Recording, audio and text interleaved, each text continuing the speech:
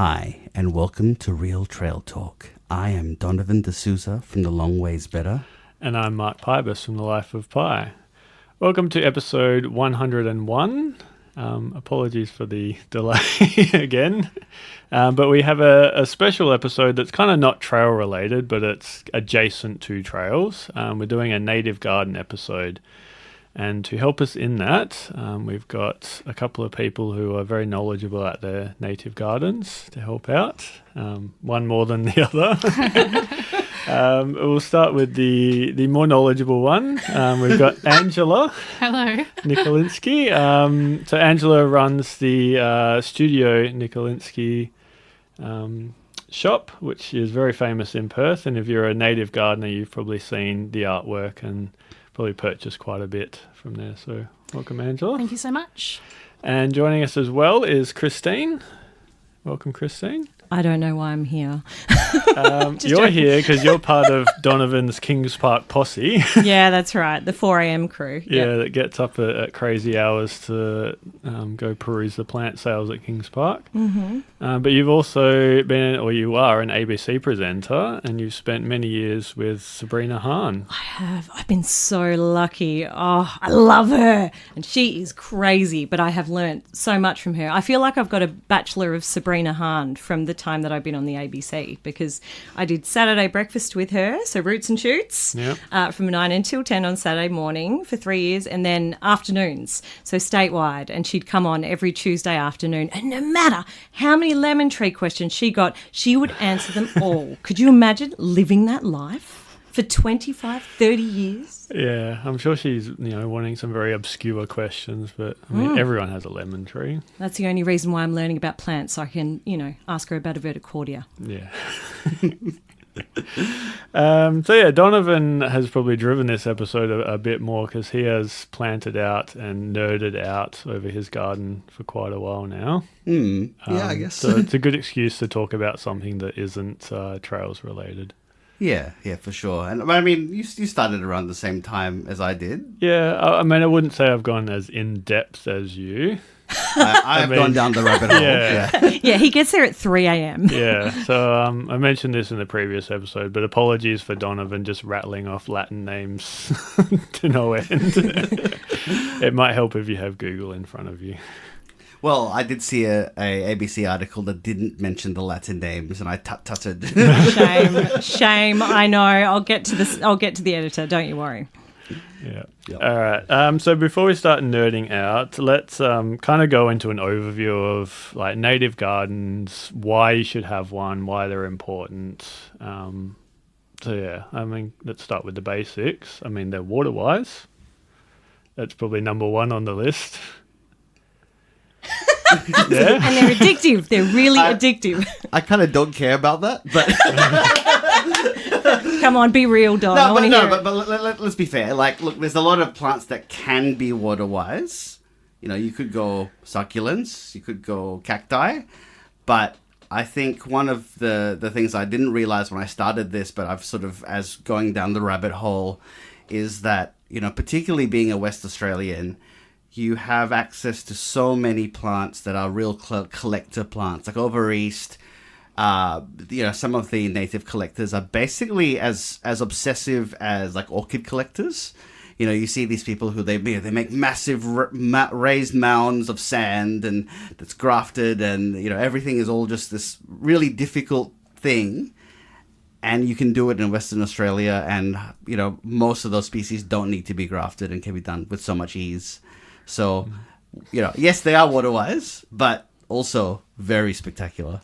But I think people assume you have to have a cottage garden in order to get colour, don't you think? You have to have pansies and freesias and, I can't remember what they're called because I don't like them necessarily, but, hakeas are so beautiful and colourful, and God, they're weird because they just sprout from random places. And I think we're learning more about that, right? Yeah, and I think also hakeas being weird, you really hit the nail on the head with that. And I think that for me, growing my garden and trying to find interesting plants, as you say, like collector plants, the weirder the better. And in Western Australia, we do weird really, really well. I'm talking about plants specifically. Maybe you're thinking of something else, but we do weird plants, and it's really exciting because there's so much that isn't sort of available anywhere except perhaps the 3 a.m. start, you know, going to Kings Park and lining up. But even they don't sell all that is weird and out there. That's so right. there's kind of like that endless supply of weird and wonderful things you can grow in the garden, all because we live, you know, in this amazing corner of the world. Yep. And also in practical terms, I mean, having, especially in WA, we've got lots of eucalyptus, so you're providing shade to your garden, you're attracting birds. Like, there's a whole load of benefits to just having a native garden that you might not get from deciduous plants or, you know, a typical English garden. And the street cred. If you have people like Don walking past, people like that Eucalyptus preciana, hot. Yeah. You know what I mean? Yeah, I mean, I live in Hilton. I walk around and I'm like, oh, there's a macrocarpa. Good work. But then you do get, Angela will know about this, the infamous Kubelup raccoon, the Kubi raccoon. Yeah, she is still out terrorising gardens in my patch, Coolbellup, Spearwood, Hamilton Hill. Unfortunately, she goes out and rips up plants, and I think she's sort of trying to resell them, and I don't begrudge, you know, a small business, but it must be pretty heartbreaking for the people who have had their gardens ripped up and all their little tube stocks. And, you know, people do say that you can't transplant natives. I don't think that's necessarily true, but you certainly can't rip out a tube stock and hope for the best. So, yeah, that's a pretty frustrating kind of thing. If I ever see that on the community group, you know, oh, my garden's been ripped out, I'm like, oh, what do I have to give them so they can start again, sort of thing. So there's a bit of community spirit in the fixing of that little problem we've got in our patch. But I've run through scenarios in my head, like, what if she comes into my garden and starts stealing stuff? Like, what do I do? And I'm like, there's not much you can do. No, and there isn't. And, you know, the consolation is that as heartbreaking as it is to lose plants, be it by, not enough water or too much water or a vigilante sort of garden thief, you get to go to the garden shop afterwards. So there's always, you know, there's heartbreak, but there's also new plant real shopping. estate. Yeah. New real estate. We've had these sort of chats where I'm like, I think it's dying. I could give it a shot. Yeah. Or I could just pull it out and put something else in there. I'm so excited. And then you put it in a pot just to give it a second chance, and if it doesn't last there, then it just wasn't meant to be. And we probably have all partners that'll be like, do we need more plants? And the answer is always yes. See, I feel like that might be a relationship red flag, because my husband these days, he's like, what sort of budget do you need for the garden shop? Because he knows that there is a link between my happiness and the sort of bootload of plants that I bring home on Sunday from the garden shop. And his mum's happiness, just quietly, because, I mean, what do you do? Well, yes, my lovely mother-in-law is Philippa Nikulinsky, and she maybe is known to listeners, is an artist. She's been painting for most of her life. She's a self-taught artist, which I always marvel at that fact, because she is so talented and amazing, but her talent does come from, you know, an ability to paint, but also from working full-time, you know, every day for decades. And she's got to a point in her career now where she paints what she wants, when she wants, doesn't take commissions. And, yeah, it's a privilege to get to work with her. Yeah. So for me, my obsession with Western Australian plants did come from Philippa. And, you know, she goes out into the bush, and so she's painting lots of weird, obscure, interesting things that maybe aren't pretty in maybe other people's sense of what pretty is, but they're fascinating in the way they grow and the way they sort of endure in really harsh environments. And I think that in itself is just the most fascinating, interesting concept. But when I grew up in New Zealand, which is maybe because I'm not from here is why I'm even more intrigued by Western Australian plants, my mum was always in the garden. And she always said to me, you know, time in the garden is always good time, and it's therapy. And I think even if I thought, okay, Mum, cool, at the time, now I'm just like, Mum, yeah, she was really onto something there, wasn't she? Look at me now. So yeah, I get these two wonderful mothers, mother-in-law and mother, who are both very much linked to plants, and that's sort of got me to where I am now. I mean, that is one of the benefits of having a native garden, is it's that connection with nature. Like, they've done studies, seeing just green things improves your mental health. And yeah, definitely a factor for me is being out there. And even if you're doing a mundane job like weeding, you're still out there and experiencing your garden. It's fantastic. Yeah, as frustrating as the weeds are, at least they sort of keep you engaged. You know, like if you don't pull them out now, it's going to be a worse problem down the track. I actually find, I mean, we'll talk about this later, but I find weeding actually beneficial, like not just for the garden, but the other day I was just like pulling out some weeds. I'm like, oh, my false beronia is flowering at the moment. Like, you spend more time out there and you notice things that you might not normally see. So it I is like cheaper weeding. than therapy. So there's that too. Yeah. Just good. So let's talk about everyone's gardens. This will probably be the longest section. But let's start with you, Christine. What got you into native garden, and what does your current garden look like? Oh, good question. I hate to be a stereotype, but during COVID, I got into indoor plants. I know, it's terrible. I'm embarrassed. I didn't want to lead with that. Don't write me off. Promise. It gets better. So I did buy the Monstera Thai constellation and the elbow and whatnot, and learnt how to propagate them whilst trapped in the home and escaping for radio every now and then. But then as soon as we bought our property in Bayswater, I was like, let's put things in the ground. Let's do it. And I was mentioning to you off air that my husband is a mad West Coast Eagles supporter. So every time they'd lose, he'd go out the front and rip up what was a water-wise garden with lots of prickly, horrible plants and lots of dead lavender. And eventually we had a blank slate. Yeah. It was amazing. But when you rent for so long, you think, oh, I can't touch anything. It took us a while to realise we can start again. We can do what we want. And so we ripped up a big section under shade and admittedly put down fake grass. But then the garden beds out the front, it doesn't get enough sun. But then I think I got chatting to you, Don, through Alyssa and also through the Kings Park Native Plant sales. I started looking at the verticordia because their feathery disposition, and I got the fragrance, and I didn't realise that it meant that it smelt nice until I tripped over and was on the floor and gave it a whiff, and now I've got 16 different types of verticordia. So I started there, and they're pretty good and hardy. And then more Darwinias. So I've got the Cranbrook Bell, which means a lot to me because I worked down in Albany for years, and the Gillam's Bell and so forth. And then, but hakeas. Hakeas are my thing. I'd like to think that I'm a hakea whore, if I can put it that way. Yeah, if I were to pick anything, that's where it sits. Because the hakea lorena fascinated me at first. The pincushion hakea. Because how does it start like a ball and end like a sprout? And it's funny that you mentioned COVID, because don't you think that the Hakea lorena flower kind of looks like a virus? It does! Don't you think? You are such an artist. I love it.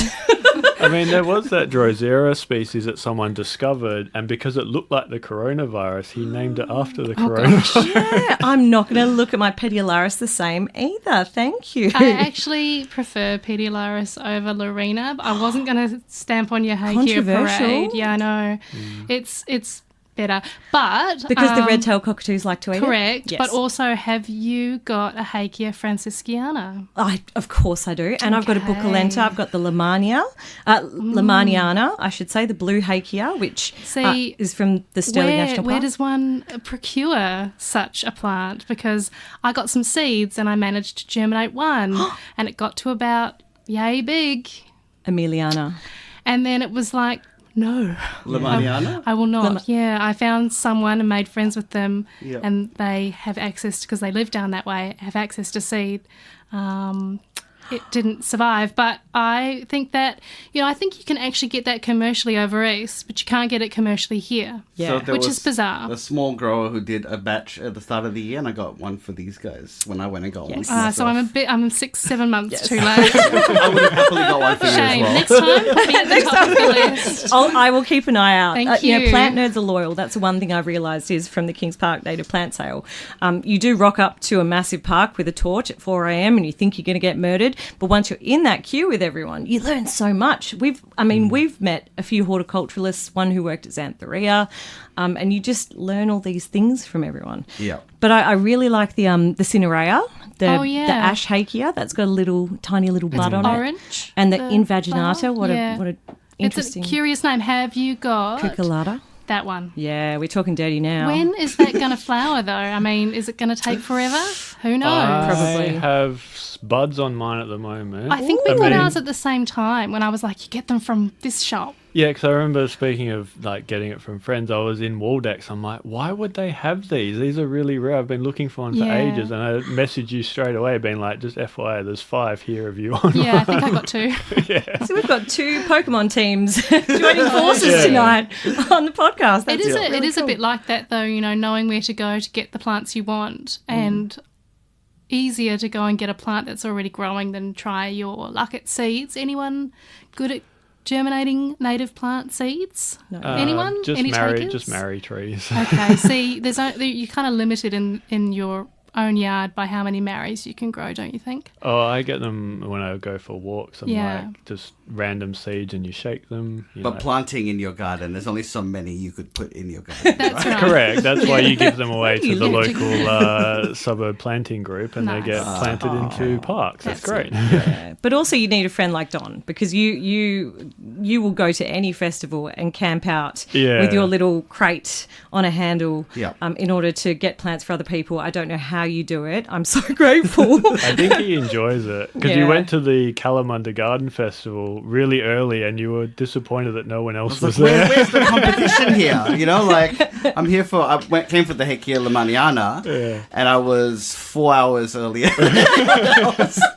And you rode your bike, no less. The second time I rode my bike. Crazy. First time I didn't ride the bike. Oh Yeah. gosh, that Yeah. is I feel very like I'm not committing enough to this now. No, there's Gosh. Donovan's on like 4 different levels to what's he's normal. at the extreme end. All the nursery, all the growers, they know him by sight now. Definitely. Yeah. Here he comes again. Lock up your plants. I think they get a bit annoyed, but It's like hiking, but different. So that's kind of what I started with. You know what? For a long time, I couldn't grow Banksias. They'd always die. They You dry and me out. both, yeah. And then Sabrina came over, Sabrina Hahn. So she's a horticulturalist and does roots and shoots. And she said to me, Steens, you're not watering it enough. And I said, but I killed most of my indoor plants by overwatering. And she said, no, you've got to deep water this one. Don't get the leaves wet so that you don't get any fungal infections. And now I've got 16 different types. Now they're all thriving. And a coccinia, I'm sorry to rub it in, Don, but I'm sure that one day yours will remain. I feel like now that you've mentioned your beautiful Scarlet Banksia, its days are numbered. Because if you start gloating about it, it's going to die. deserve it. Yeah. I'm not saying anything because Donovan got me one while he got his. and you got a beautiful full-size one like I did from the Banksia farm, and his is still going. It just died. But yours flowered though. Mine hasn't flowered yet. Yeah, I had one beautiful spring and summer with it. Yeah. It's kind of like a romance, was a just romance. a spring-summer romance, and then it's over, never to be repeated because the plant has died. Was it orange as well? It was orange too, which is like my favorite color. I was just like, oh. Maybe you loved it just too much. Yeah. He's emotional, guys. He'll Don't get you more think though? emotional. Like I have to say that whenever people talk to me about native gardening, they kind of rage because I can't grow Banksias. They always die, and I kind of think, well, how long have Banksias been in existence? And over this time period, they have evolved to be particularly suited to a particular area with very, these conditions that are quite, that kind of thing. And But I learned recently that Banksias have a symbiotic relationship with raw eucalyptus mulch. There's a bacteria that lives in there that enables the Banksia to stay alive. So there are all these Surely not all little... Banksias though, right? Like it must be specific to certain Banksias. So you're going to take a Banksia from the Stirling Range National Park and expect it to grow in Perth. It's got different climate. It's got different weather patterns. And then when you add climate change to that, it's sort of like how... I find it astounding that people think they expect something to grow just because they plant it. I take the opinion that, like, you know, these plants have evolved over a long, long time, a period of time that's really hard to fathom as a human, and we grow them and we put them in our gardens and we're like, yeah, done, good. Go me, I'm growing native plants. And then it does, and they're like, oh, well, it's the plant's fault. And I'm like, oh, there might be more to it than that. Do you know what I mean? You can't ask. People totally get lost when they're like, talk to me about native plants. I'm like, I have to decide whether they want a conversation or they just want like, oh yeah, I like them too. Or should we go further? And then, 20 minutes later, they're like, sorry, I've got an appointment. And I'm like, oh, it was that kind of comment. Sorry, bye. I think part of the problem is that a lot of the discussions are about how easy they are and low maintenance. And Banksias are far from low maintenance. They're one of the more difficult of the native plants to grow. But humans aren't low maintenance. If we don't get water and we don't get food and we don't have the sun, we die too. I feel like high maintenance, I don't know. I think that kind of puts me off a bit, only because it's like, well, they have specific requirements. Yeah. So are they high maintenance, or are you just not paying attention to what their specific requirements are? Yeah, I agree with what you're saying. I think what I'm getting at is that people think that you can just set it and forget it. Yeah. And I think that's like, with natives, they're not necessarily set it and forget it. Yeah.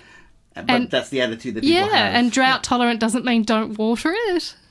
It's drought tolerant, I can plonk it in the sand and I'm done. It's like, no, actually, that's going to need some, as you say, deep watering of the roots so that they can get established and do their amazing things that they've evolved to do in our quote-unquote horrible sand that people keep going on about. On the sand note, I just find it interesting that people do bag out the sand and they say, oh, it's gutless, or it's just nothing's going to grow in it, and you kind of look around and you're like, well, actually, a lot. Banksias have developed amazing roots so that they can take nutrients from sand, and that they're working with it, you're working against it, you're trying to grow something that doesn't belong here. But I suppose you could extend that argument to us. We're all people that don't come from here. So well, you can't ask a fish to climb a tree, if you're trying to grow a Banksia in, a humid, wet spot. Not going to happen. But I think paying attention to the specific requirements of the plants is probably asking too much of lots of gardeners, but it's probably what's required to get some level of a success. But that's not putting it, don't let that put you off. It's actually really interesting and exciting to get involved with. It's definitely not. It's just something to pay more attention to rather than a set and forget approach. Sorry if I've put anyone off. Definitely go to the garden shop this weekend. Do it. Promise. It'll be great. Just not Bunnings. But while you have the I said garden shop, so surely that would exclude the green shed. While you have the mic, Angela, let's talk about your garden. Half of the room has an Instagram account dedicated to their garden, and you are one of them. Oh. You have you have. Follow me. I do. Do I? Yeah. Oh, RGB yes, I do. And I follow you. Oh yeah, yours is really good. Thank you. Yeah. I'm like, does this guy have a job? Because it looks so good. Yeah, well done you. I have an Instagram account because that's just how I roll. I like to keep things in their own spots, so there's a few on the go. My Instagram handle is anything but lawn. It's sort of tongue-in-cheek because as much as some people love their lawns, I love to see lawn being ripped up and turned into native garden. I think lawn is a complete waste of resources, and anyone who's out there mowing is creating noise pollution and, burning petrol, and just it could be so much better if we converted most lawn to garden, particularly verge lawn, because no kids out there kicking the footy on verge. you know, that's unsafe. You don't want to be next to the road. So yeah, turn it into garden. And even if it's a low maintenance in the truest sense of the word, where you've got a couple of trees that you water and some ground cover, great. It's such an improvement on lawn. We turn salt water into drinking water in Perth, and then we water our lawns with it. And I just think that's outrageous. I know it's not the priority of government to be doing things like teaching people how crazy it is to use drinking water on lawn that doesn't even get used for any recreational purpose. It gets parked on, or it gets admired by someone who needs more hobbies, you know. And people do get upset when you tell them what to do about their own property, but I'm definitely pro ripping up your lawn. I mean, I feel like it's a certain type of person, predominantly male, who takes pride in lawn. Yeah. And it's just such a weird obsession. Oh, I couldn't agree more. And if there's sort of any forums that I'm on or Facebook groups and they're like, oh, how do I get my lawn looking whatever? I'm like, oh, you just replace it with native gardens. That's how you fix your lawn problem. All the lawn problems can be fixed by removing it and replacing with plants that are designed to grow where you live. So that's the sort of tongue-in-cheek behind anything but lawn. And yeah, my garden is definitely not like a showroom garden. You know, I don't have everything in its right place. Things are left to be wild, but it's lovely. It brings the birds in, and I think it's good to be realistic about what your garden will look like and what you can manage. And you go through phases where you can't actually be out there all the time for whatever reason, or your body's not letting you do it. And I think that one thing that we've all got to sort of keep in mind with gardening is that it needs to be accessible for people. So you don't have to do these kind of big gardens that like people maybe like us are doing, you know, where we convert everything to garden, to grow native plants and improve your outlook and improve your habitat for birds and whatnot. You can start in a corner. You can do something with a very small piece of land, and you can do it if maybe you don't have the fitness level or the ability level as other people. So I think gardening's beautiful in that sense, is that you can it can meet you where you are and you can do amazing things. So yeah, when you look at my garden and there's weeds everywhere, I'm just like, I have not had the capacity to weed, you know, and I'm not going to go out and fill all these spaces with plants. It is what it is, and it evolves just like you do as a person. So that's where I'm at with my garden. Nice. I know definitely when my partner has ordered off you, I'm like, do the pickup and then we can go wander around your front garden. Yeah, and like... what have you got? In terms of what, in my garden? Or, Yeah. I've got a lot of eucalypts. I really love mallees. Mallees are so good for gardens because you can prune them, because they've got, you know, a mallee is a multi sort of trunked tree. So you're not thinking of the big gum tree that just grows up and towers over you. It's got lots of limbs. You can cut them, you can prune them to shape. So I have probably more mallees than a horticulturalist would advise in my garden. But things die often. I had a giant Banksia Praemorsa that was about 3 years old. Red or yellow? It was yellow, but there was one flower on it that was red. Nice. And just after my beautiful red anomaly flower happened, started to die, and it died in about 3 days. And I'm talking, this is like a 3 metre high Banksia. It was so heartbreaking. So instead of cutting it all off and digging it out like I would, I left it, and now it's a sculpture in my garden until it fully, decomposes. But it's there now. So lots of mallees.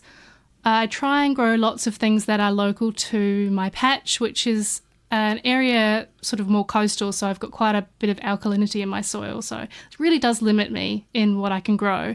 Not that I do like, maybe I'll just give this one a go, and then it says on the label, prefers acidic soil. I'm like, do you though? do you really? Let's test it out. And then, next minute I'm like, the label was correct. But there was some joy in those moments before it died. So I am restricted by that. But when you look at my garden, I don't think you'd think, she's very limited with her plant choice, because I've got heaps of different things. So, yeah. I love that the dead one got a mention. I think that's lovely. When- Bookleaf mallee. Have you got a bookleaf mallee? I do, and Philippa recently finished a painting of it. And I think that's one of the biggest joys of my garden is that my mother-in-law comes to visit. We have a cup of tea and she's like, oh, what's that? And I'm like, oh, yeah, it's just started flower. She's like, well, it's quite nice. And then, you know, She's hitting on it. she'll take a few pictures and she'll be like, oh, I think I'm going to draw that. And so she's drawn a Eucalyptus cruciana, the bookleaf mallee. She's drawn Eucalyptus youngiana from my garden. Nice. And another one, which is a really underrated mallee, is called Eucalyptus altissima. And yeah, I've got plenty of seeds if anyone needs them, because I'd love to see it in more gardens because it's very upright. So it'd be very suitable for small gardens and it's just gorgeous. Autism. So, yeah. Thanks. Oh, yeah. I see it on the DBCA website. Not many photos. All right, leave it with me. We'll trade seeds later. Like a drug deal, but different. It's a different kind of drug. Yeah. And on to Donovan, who's probably the master of home gardens with Instagram accounts. And I've only just started the Instagram account, so it's not. I know, but like I think yours is more like a botanical garden than like a regular person's garden. I describe it as like it's a collector's stroll garden. So it's designed for that you don't just like look at it from a vantage point. Like you walk through and you look at the details. And I think when I originally started the garden, you know this, like for years you've been like way into wildflowers more than I am. But I have this great dissatisfaction with the ugliness of a lot of like the Jarrah forest where it's all burnt. But yet there's this like I always chase the what I refer to as the sledgehammer to the face, which is when you go to a place like Fitzgerald River National Park or Geraldton Sand Plains at the right period of time, Kalbarri, Le Sueur.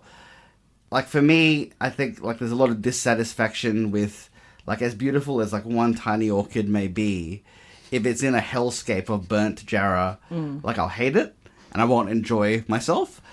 Whereas when you're in like somewhere like Fitzgerald River, you can't help but be amazed by just the sheer, the flowers are everywhere. The Hakea Victoria So do with the you have a cabbage Hakea leaves. Victoria? Yeah, I was going to say. No, I don't because I do. Because my You got two?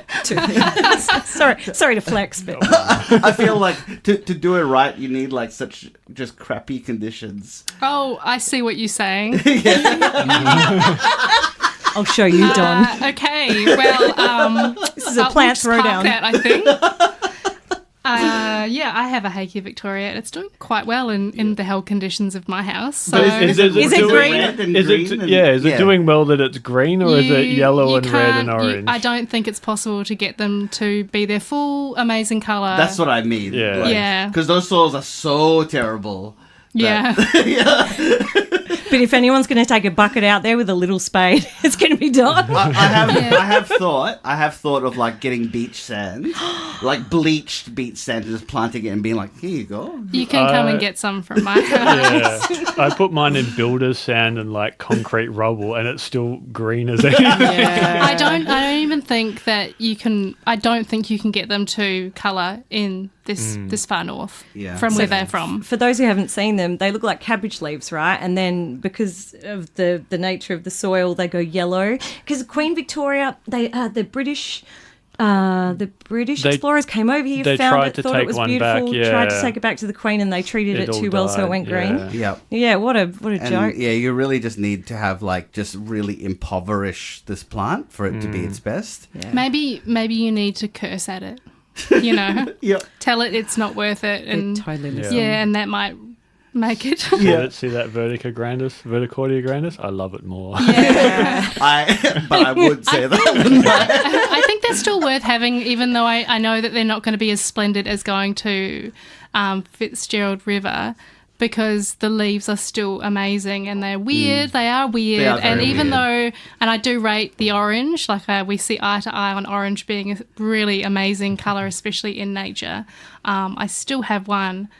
And I think it's a great privilege and joy to have a garden where you can be like, oh, I've got a little bit of space, so I'm going to plant something even though I know it's not going to fulfill its potential, you know? Yeah. Or it's going to take like nearly a decade to flower, like my Banksia tricuspis, which apparently takes at least 7 years to flower. And that is from a very, you know, small range at Mount Lesueur. You know, that grows in a very, very small area, and it takes a long time to flower. But, you know, I'm 3 years in. This is my long-term commitment. Apart from, you know, the husband and family, my Banksia. Yeah, me and my Banksia, we're good. And when it does. But you know what's interesting about your garden, Don? I mean, it is outstanding. You've got almost every single species out there. I don't. Unless you're naughty, you do. But when you run out of space, you just rip up more paving. That's how dedicated you are. I think that the key thing for me is that I think people would say it's a big garden from a suburban point of view, but it is a small garden It's compared compact. to. It's good though. To me, as a result, I have a few chairs for you to be part of the team, and therefore everything has to be top notch for it to be part of there. And like, I will pull out if I'm not happy. I'll be like, you're gone. I mean, this is a new plant. The amount of messages I've got from you about the Hakea Neurophilia. neurophilia, he's like, it's not growing fast enough. Do I just rip it out and put something? I'm like, I would leave that in there. Yeah. And that's not like a common plan. No, it's not. And I think so. Like, I did write down, because you did ask me, like, you know, what's things like really like, do you have that you're really pleased that you have? Verticordia grandis. No, I have it, but yes. You're not proud of it anymore. Not even no. I'm like, okay, I went top five, just to keep it brief, because I could go on, right? So, you know, so I put in order, in alphabetical order, Banksia Brownii. Yeah. I'm really pleased I have that. When I bought it, I told the lady at the counter, I said, I know this will end in heartbreak, but I have to try. And it's in the place where my coccinia was before. But I hope it will one day make it to flowering, because I think the brownie eye is even more spectacular and harder to get, definitely. So I'm really glad I have it. I gave it a pat, by the way, before we arrived, and cracked open a bottle of Fernggrove with Nikulinsky artwork on it. You patted it. I saw you. Parmelia physodes, the Quailot Bell. I think it's sort of like 101 collector plant now. Like, it's not like a real like deep dive one, but it's spectacular. You know, like, it's one that everyone should have, I think, if you can. Do we all have it? Your climate. I've had it in the past. I had one, yeah. Donovan got one for me, but it didn't last. Oh no, mine didn't last either. Why? Well, that would be good to know.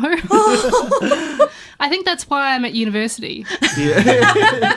But a couple of years ago, I woke up from a dream where I had a dream about identifying and naming a new grass species, and I said to my husband, and I was like, get ready for this, and he's like, good morning. I'm like, I think I'm going to go back to university. He's just like, oh, That's a boner killer. and I was like, yeah, I think I'm going to do a science degree. And he's like, I'm like, yeah, I think I'll study botany. He's like, okay, should I make the coffee? And I was like, yeah, let's do that. And like about a week later, I was like, oh, I'm enrolled. Great. I start in a month.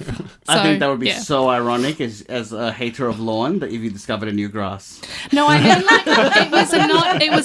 It was not a buffalo type. It was like a native grass. Yeah. Let's be real. Take in that, the Sir dream, Walter. I was out in the bush, and I came across this tiny little beautiful thing, and I was like, oh, hello, you know. And it turned out in my dream. This is I mean, still a isn't that dream. everyone's dream, though, that you I don't find know. your own I species? feel like it might not be everyone's dream, but whoever's dream it is, call me, because we can chat. You know, that's my people. How good would it be to name a plant, or even have a plant named after you? That would be awesome. Yeah. It's not named after me, but Gastrolobium latini, my maiden name. I know. Sabrina told me on air. It's from the Midwest. I'm not from the Midwest, but isn't that weird? That is pretty cool. I don't like it, though. Okay. Oh, well, Philippa has an orchid named after her. Yeah, Good. which is really lovely. Does she like it? She's painted it, so Okay. I think so, yes. She Yeah. deserves it. She does, yeah. It's really nice. Nice. Continue with your top five, Don. Oh, yeah, I'm so sorry. This is too much fun. This is good. This is fun. Yeah. Prostanthera verticillarius. Now, this was my last pickup from a Kings Park sale. I got there in torrential downpour, and I was the only one there for hours. Yeah. And it was one of one, and I got it. And this is the plant that what piqued my interest was not so much what it was, but how rare it is. So it's found on like one granite hill on the south coast. And they only had one of one. So rare in nature, rare in cultivation. You can't even find a photo online of what it looks like. I had to have it. So I think certainly my approach when it came to the garden was originally very much recreating something that I would see on a hike. But these are not necessarily plants you'll see on a hike. You know, these are quite rare and difficult to find plants. Another one so when you said about Verticordia grandis, the Verticordia I'm most proud of having is Verticordia venusta. That is my favorite Verticordia. It's like a purpley pink color. Fuchsia. Yeah. It's so beautiful. And the name is, like, I think, the best Latin name, because Verticordia venusta is like, basically means the turner of hearts beautiful like Venus. And that's a baller name for a plant. Yeah. And it really is beautiful. Has like it grown well? It's grown okay. Like it's grown. So It could do better. I had talk about that later. I had a silver princess sort of blocking a bit of light, but that died recently. So I think that the beneficiary will be the Verticordia venusta. I find it extraordinary that you managed to kill a Eucalyptus caesia, which are pretty robust. Yep. And you keep other things alive. So should we talk about your spray addiction? Whoa, hang on a minute. What? Yeah, I'm very much like, okay, this is an acid soil plant, so therefore iron chelates. This is a Banksia, or this is a plant that's going to get Phytophthora. Do you have a spreadsheet? Spray. No, I don't have a spreadsheet for this. Interesting. I just have I just know which ones they are. Very nice. But I'm looking at my spreadsheet. Yes. So you don't have a spreadsheet, but Mark has has a spreadsheet. That has a map in it as well.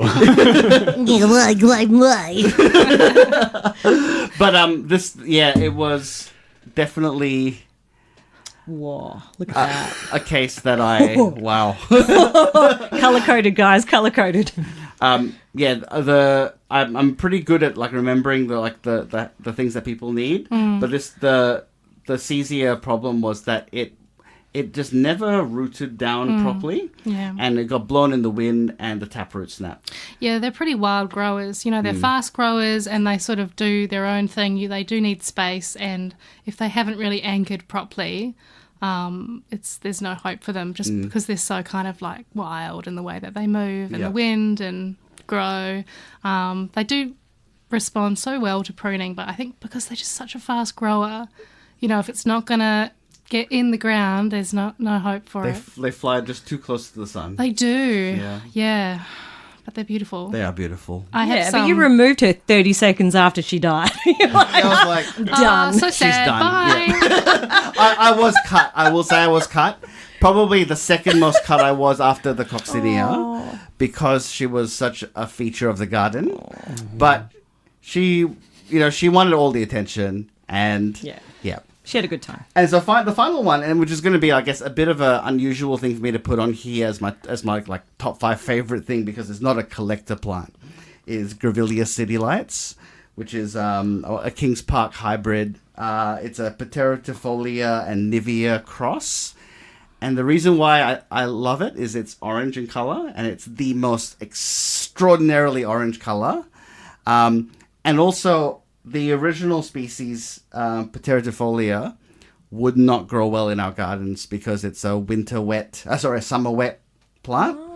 So the only way you're going to get it to work is this particular hybrid. And even though, I'm more lean towards the snobby collector kind of plant, this one is just such a beautiful flowering Grevillea that I kind of am pragmatic about the fact that it's not a collector plant.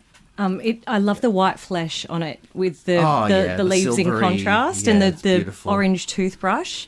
You definitely, yours is spectacular. Yeah, I mean, amongst our friends, like, they've all gone, oh, wow, I think I need one of those for the garden. Yeah. Do you have... grevilleas are kind of a good place to start, I think, if you're going to be trying to grow native plants, in the sense that they obviously can hybridize them very easily, because there are so many hybrids that have been available for a long time, and there's new ones coming out all the time. That Kings Park range, I've got Kimberley Moon, and that's growing really, really well. Scarlet Moon. I had Scarlet Moon, but it wasn't performing. So it was pulled out. So I did a Donovan and removed it. It went to another place. And do your kids get scared when they bring their report cards home? not really performing here. What happened to the grevillea? No, I think if you're really interested in maybe dabbling with native gardening, wouldn't you say that grevilleas are quite a good sort of entry point? Yeah, for sure. Yeah. The Zygloba is hot, so it's like dark pink to light pink to white. I've seen that out recently. Not a Kings Park favourite, and I love the pink pokers as well that you see down Thomas Street on the way to the hospital. Those are so amazing, and everyone I've brought into my garden, they've been like, no, and they die. Oh no! It's just not, the soil is not, Panrock Princess just not vibe on my garden. But have you seen the one that is has a black flower? Yes. Yes. You have one of those? There's 3 of them, and the one that is the rarest of them, the Caliantha, is in my top 5 most wanted. Most Is wanted. that All the plants. toothbrush style grevillea? Yeah. I've got one, but it isn't called that, but it is black. The Like magic? Amigura Maybe. might be, because there's Amigura, Caliantha, and there's one other one, and they all look somewhat similar. Yeah. But I reckon that Caliantha's the nicest, and it's the hardest to find. Is it Western Australia? It's West Australia. Okay, that's on your bucket list. If you could get me one of those blue hakeas, I will find you your black grevillea. Well, I give do us love a how good long do they take to project. flower? Because we can probably trade seeds. Apparently very difficult to grow from seed. Is the problem. So like the people who I bought it from, they have a blue hakea in their garden. They tried growing it from that, couldn't. They had to buy seed, and they said it was quite hard. But even buying seed, it's really hard to find. Yeah. I was given seed from someone who has a friend who's a seed collector, so handy. And I had 3 seeds and I had 1 germination, and I got that to, as I said before, sob. Got that to a planting out size, and it's not. But it's definitely an amazing, like blue. You don't see blue. You've got blue Legionaltia, you've got a hybridised blue kangaroo paw, and you've got this blue hakea. That's not a common. You've got, I think that the Dampieras are beautiful in blue and purpley blue. But they're not it's blue not enough. Hugely, it's not hugely common. I mean, you do get the conspermium, the smoke bush. Oh, the conospermum's beautiful. Yeah. There's a little blue one that grows up Jurien Bay Way.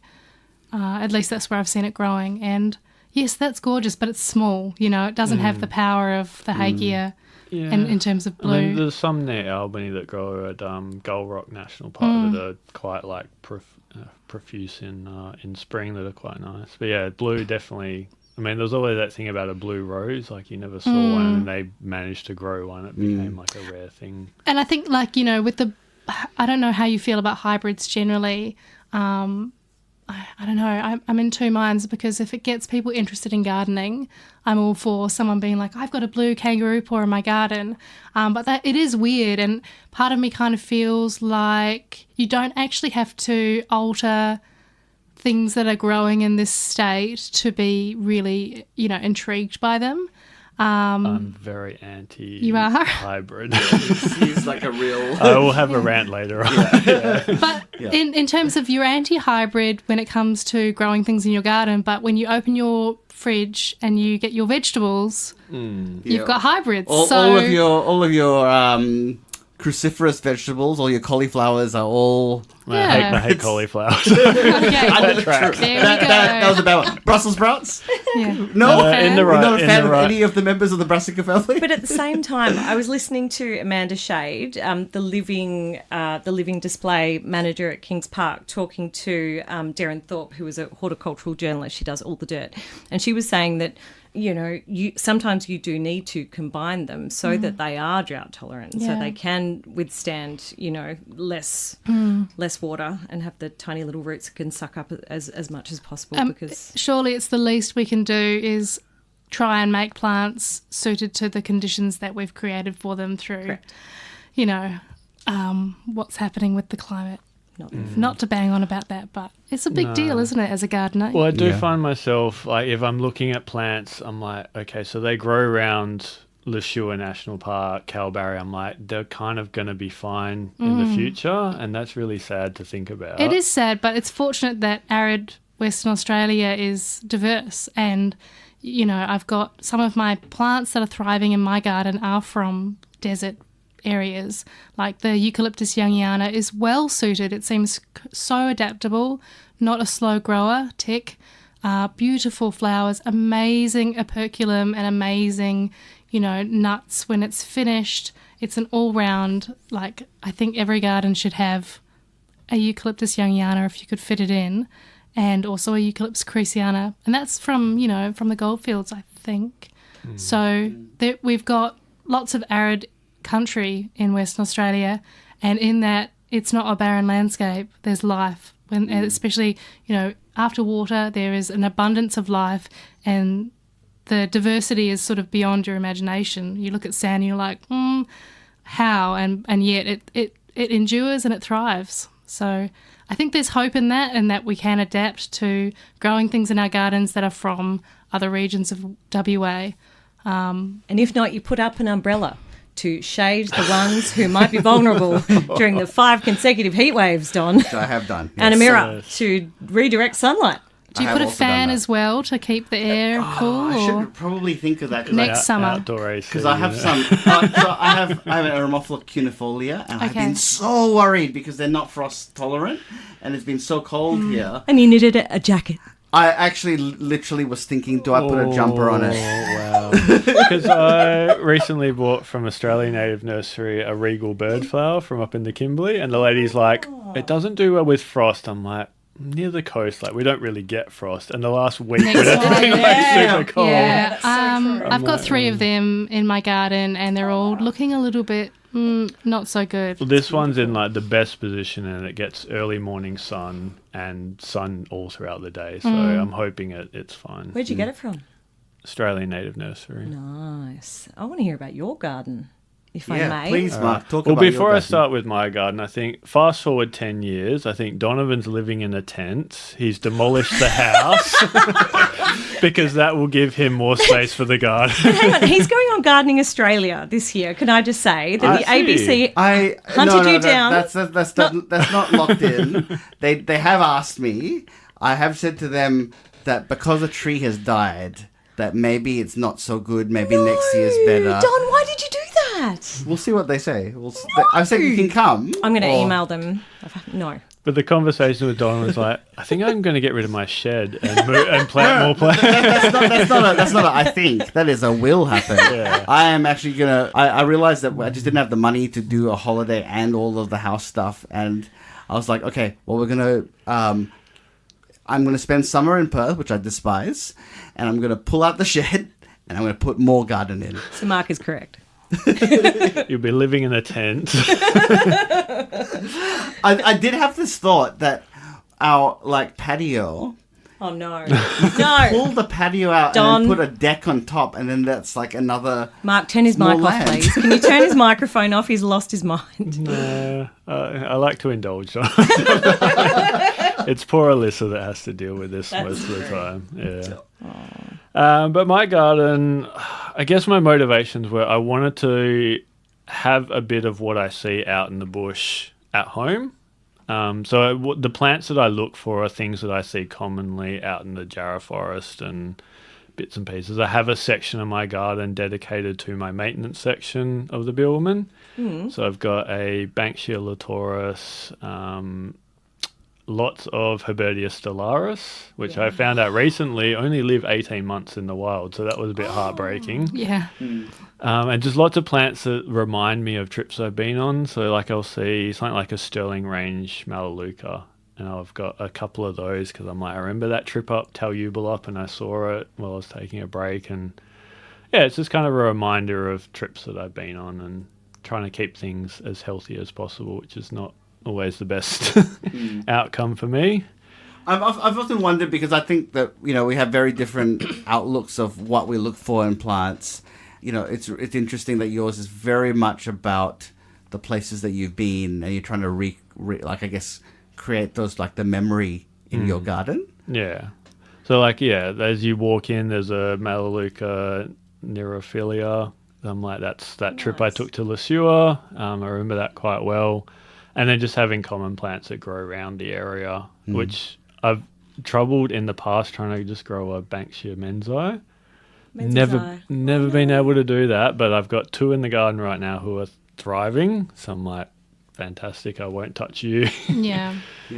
Which is funny because, like, you see them out at Bibra Lake and North Lake and they're growing in white sand. And you're like, well, you should be fine where you are, but sometimes they don't last. But yeah, it's just kind of what I want to see. And I mean, I'm a big spreadsheet nerd, so I have the spreadsheet. What's flowering at the moment? Have you I have 28 different flowering. I'll go to that tab. You've got a column for that on your spreadsheet? Yeah. So I have a flower tracker of what's flowering in each month. So I've got 28 different species at the moment flowering, and I've got over 200 in the garden at the moment, including some unknowns that were there originally. I just haven't seen them flower to identify them. Who's your favourite child?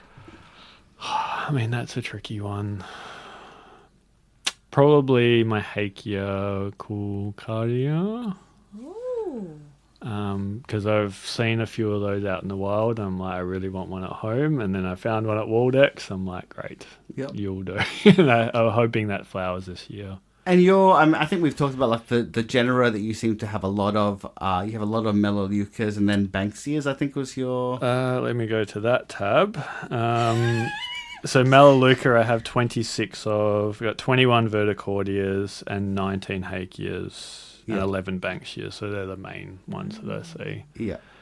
But yeah, it's just kind of, when you're at nurseries and you see something like, I recognise that name because you've tagged it on iNaturalist, and you're like, oh yeah, I remember that trip, so I'll plant one of those in the garden, and it's been good fun. I think that's another thing I think before you were doing the garden, you played Pokemon, not in real life, but you played Pokemon on iNaturalist. I mean, I would like to point out that you used to make a lot of fun of me. I did make a lot of fun doing that, and then now you're getting his plants. You've become the ultimate Pokemon nerd when it comes to native plants. You've got a Blastoise now. Yeah, I bought the Growing Aeromophila book and the Grevillea books as well. Yeah. And you're probably eyeing off the one Verticordia Turner of Hearts book that is on eBay for $1,000. I messaged them and asked whether they would sell it for less, and they said no. I said, can I just have a look at it, please? And they said no. So I want to know who you are. I want tip-offs, please. 1,300 triple. It's unfair, but I want to see your garden. I want marries. You said you have a lot of marries. So how big is your garden? It's not big. So the property's only 400 square meters. The garden's probably half of that, I would say. Wow.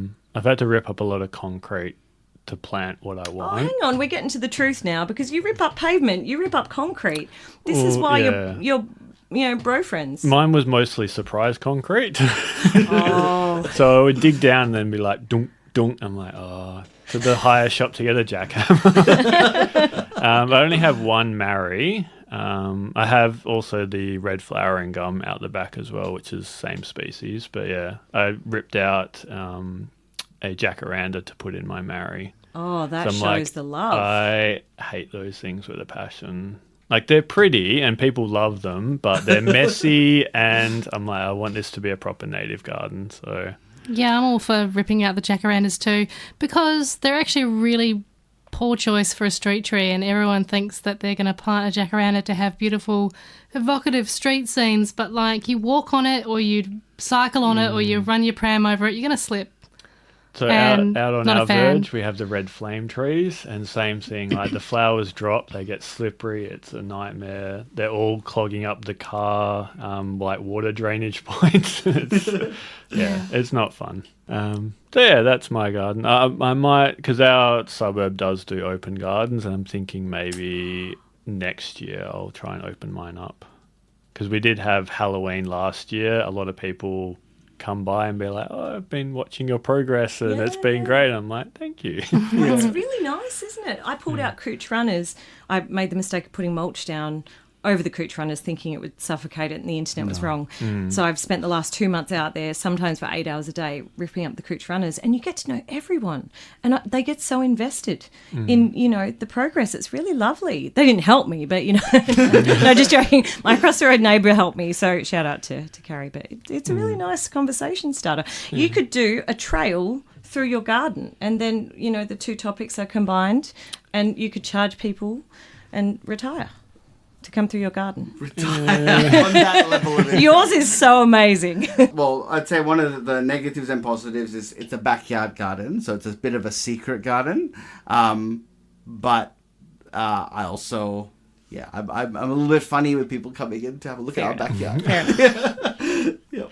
I'm sure Miles would be fascinated with like showing people all the various plants. Oh, he knows some of the Yeah. names. He's a koala bell, kangaroo paw, he knows his Cassia, plants. yeah.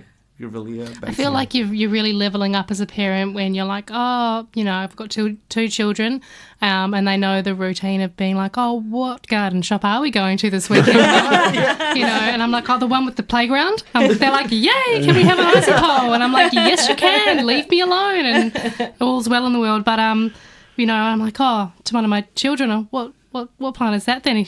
They're like, it's a Banksia, and I'm like, that's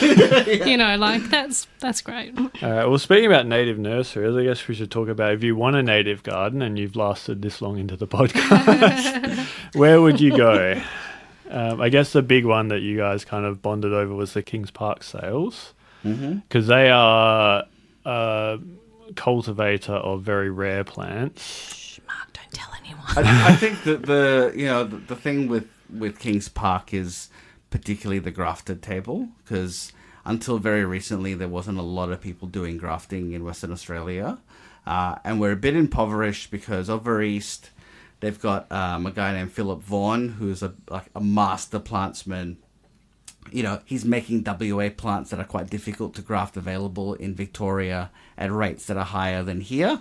I hate it. I'd say one thing that the East Coast, they can't grow very easily, and we can kind of smugly smile that we can grow with a bit of ease, is verticordias. Kings Park has a lot of verticordias, lots of interesting ones that are quite difficult to find. So, I always look at the grafted table, or run to the grafted table and grab something, and that's the reason for getting there early. I mean, you don't run there. You are there for 4 or 5 hours beforehand. Oh, I still run there because He does. Because the volunteers are... I think that they've been told that you have to kind of give people a chance, but they're slowly moving. I saw an arm slowly going from my presenter versus Solaris, and I was like, I've been sitting in the rain. I'm getting this. So yeah, I think that the Kings Park sales are great, and I think we have multiple friendships that are based on queuing. The queue crew. Yeah. We've got a Facebook group that we made up. I have to say, that morning when I rocked up at 4 a.m. and there was a tent and someone asleep, you were like, shh. And I was like, no, fair game. I'm not going to be quiet. I want to know who's in there. Do they have a gun? No, just but we've made really good friends with Jay, we have. also a horticulturalist. And, he's also a human hakier. He's really weird, but so lovable. And then, we've met Lauren, who used to work at Xantheria. And then, we've got Sean, who's an orchid researcher. So we're kind of like the Power Rangers of plants. I feel like we got to get you guys into this. I have been a couple of times, but wouldn't it be incredible if that could be sort of something that opened every week or every month, if they had the space, time, money, whatever is required to actually make it a functioning nursery, Western Australian gardeners would be better off for it.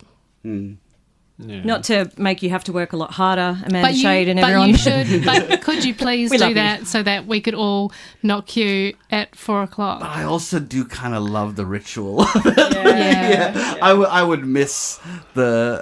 Yeah. I don't know. I feel like you guys have made it very hard because I'll look at the list and be like, there's 2 things that I want, but I don't want to be there for 4 hours. You don't want it enough.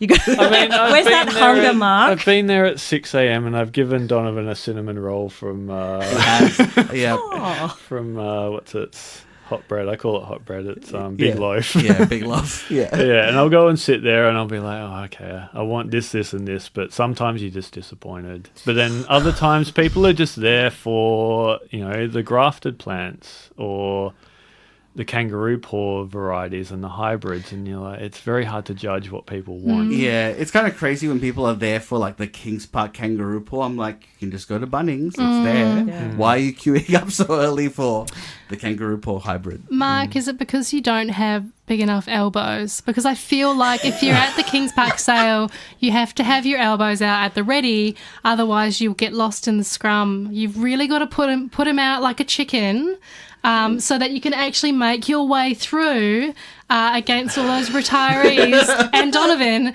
who are just like, I will get that kangaroo paw, And I think like the scrum, it kind of does put me off, I guess, because I'm just not big on crowds and all that. But I have gone a couple of times. And I think I've been maybe 25th or 30th in the queue. So, yeah, it's a commitment. Anyone who says, I'm thinking of going to Kings Park, I'm like, it is a commitment, I've been second, third, second, first. I was going to say, how does it feel to have never been first, but you have? So Yeah, you when it can was die raining, was it the happy. March one? The March one, the Oh, May one. the May one, that sorry. was raining, Yeah, yeah. and I got the first. And you told me, because I was like, I'm going to camp overnight. I really want this plant. And you're like, you don't have to. I think you're right. I think you're good. Yeah. And I got there, and I sat there for hours by myself in the rain. What, 3 a.m. you went still? Was it?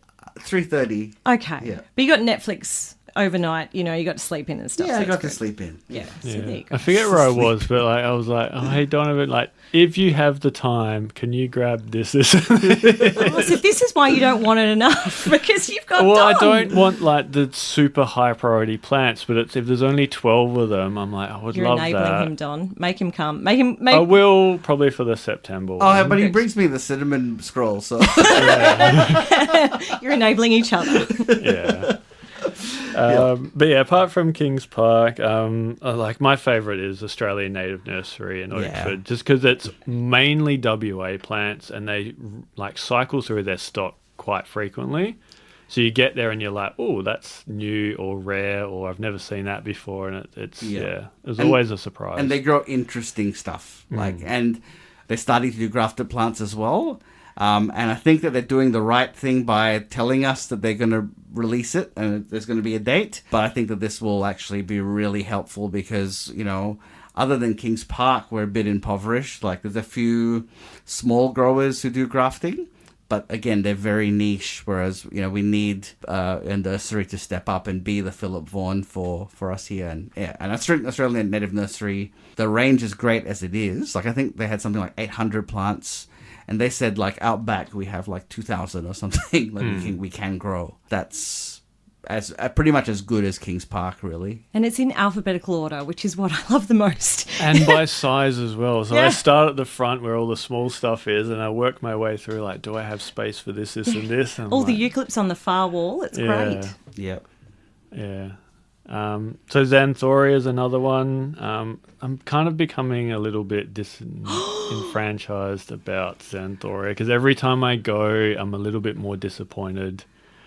Why? They've kind of leaned into using a lot of botanical names, which is my pet hate. They'll name a common plant like something weird, or they'll do all these hybrids and this, and that seems to be their main focus rather than actual WA natives.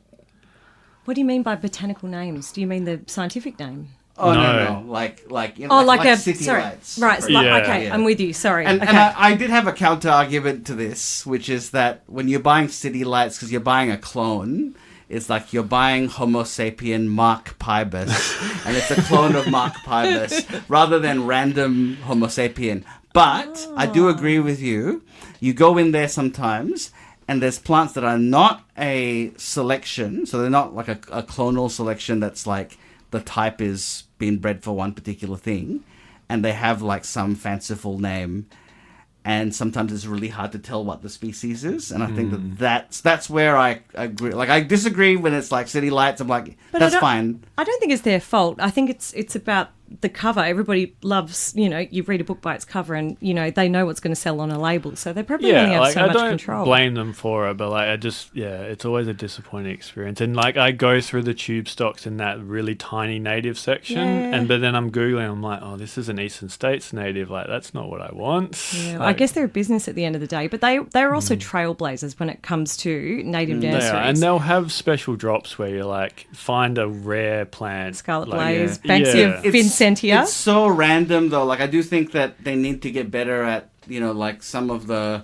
I think that they're good at their social media marketing for like the general public, but for the collector market, maybe a little bit less good. Like, for example, we got Banksia Vincentia. There's only like 4 of them in the wild in New South Wales left. It's incredible. Jervis Bay. It's extraordinarily rare, but Banksia, yes, it's not a WA species, but for Banksia, like I'm more of a genera collector rather than a WA plant collector. So I will buy a Banksia if it's, because I'm pragmatic about it being a Banksia. Collect a plant, but there's nothing on social media about the fact that they had them. Could be a good thing for us though, because we got a Scarlet Blaze, the Acacia leprosa, and I think if they'd put that up online, we wouldn't have had a chance. But at least I feel like at least like, because otherwise it relies on this sort of catch and release fishing kind of approach where you go in and be like, oh, there's nothing here that's good. And like, I've walked in so many times where I've gone, look, like I love Aramophilas, and I'm just like, it's the same 5 Aramophilas that I always see with great disappointment. Someone was telling me about the effort it takes to grow these plants, and the fact that this generation who are doing so much for us to fill our gardens, they're going to hang up their secateurs soon. George Lolfitz, my parents used to buy his plants. Dad had a eucalyptus macrocarpa right near the front door, which he fought really hard to get and bought direct from George. But, who's going to be the next generation to step up? I mean, Claire Hooper, the comedian, is the daughter of Xantharia's owners, but she's a comedian, so she's not growing any plants. There's nothing funny about native plants too. And just a trivia question, or trivia fact actually, the flowers I had at my wedding were from George Lolfitz's property. Oh, wow. Because he and Philippa know each other, and she said, could I have some flowers? And they were like, yes, you may. And a truck arrived with flowers, cut flowers to decorate the backyard for my wedding many millions of years ago. It was great. I'll never forget that. That was a beautiful gift from my mother-in-law to have all these amazing flowers from someone like that. Yeah. So, yeah, And it would be there's some like trivia. amazing stuff, right? It wouldn't just be like... It was incredible. And my bouquet was full of mullas and, I don't know, everlastings and all sorts of other interesting, weird things. And I actually wasn't even into plants that much back then. I didn't even know how good it was. And I look back at the photos and I'm like, oh, that's nice. I just didn't, you don't know unless you're really into it what you're actually looking at and how extraordinary it is. But that's why I think it keeps me engaged, is because there's always new things to learn, and no matter how much of a plant nerd you are or collector, there's still something that you don't have or that died, or that you've seen and wanted, or and there's challenges and joy to be found. It's just never ending. It's great. I love it. Yeah, at the moment on my iNaturalist, I took a picture of a Bossia, which I thought was just a regular common Bossia, and there's been this weeks-long conversation between 3 people trying to figure out which one it is. Yeah, amazing. Which one is it? They've tossed up between it's just called Bossia SP Mount Franklin, and then there's another one that's just called Franklin. And they're trying to figure out which one it is. Not helpful. They're like, it flowers in a few weeks, so maybe let's go out and have a look at it. How do you feel about now we've got the technology to analyse the DNA of species, and that is changing taxonomy wildly? Banksia dryandra. What, as gardeners and plant people, there's a connection to the name, and so I think for a lot of people when it was changed, or not everyone agrees it should have been changed, but it was accepted that testing showed that Banksias were Banksias and there was no Dryandra or whatever. How do you feel about that? I mean, it's annoying to have to update a spreadsheet because recently, you can select all, right? the last couple of months, the common name Skinner's pea, which grows down near Bunbury, that changed taxon to something completely different. Yeah. And like even Australian native nurseries still call their Melaleucas Bufordias. And I've had three of the same plant because I've seen a different name and then gone, but it's actually The same thing. Melaleuca jonesii, so I have the same plant 3 times. Yeah. Yeah. I don't mind necessarily. I don't mind either, but I think that's because, I feel like my future career is hopefully in science and botany, and so genetics is really core to that, and you can't escape it. It is what it is. But it's a bit hard to keep up with, isn't it? It is. Because like all of Grevillea should become Hakea according to DNA. Well, I mean, and then there was some people came up with an alternative grouping of eucalypts. Yeah. Recently, and then there was a bit of an argument over that. I don't think that's resolved. Yes, I've seen there's like the one, so all eucalypts should be eucalypts, and then there's the 5. Yeah, as well. 5 or there's 3 or. Yeah. But one thing I think I would hope is agreeable to most people is that we've actually in the past people have named plants after people who turned out to not be very nice people, and a lot of it is also very male. And I think it's really interesting when you look at botany as a colonial type endeavour. You had a whole lot of male scientists operating in their world, and they were all naming, like I've got Eucalyptus kingsmillii in my backyard, and when you look up to find out what kingsmillii is, it doesn't have a relationship to the morphology of the plant. It's a pharmacist who worked in Melbourne. Was named Kingsmill. So it's not even like it was Brownie Eye with Robert Brown. You kind of go, okay, well, yeah. And it wasn't even like, okay.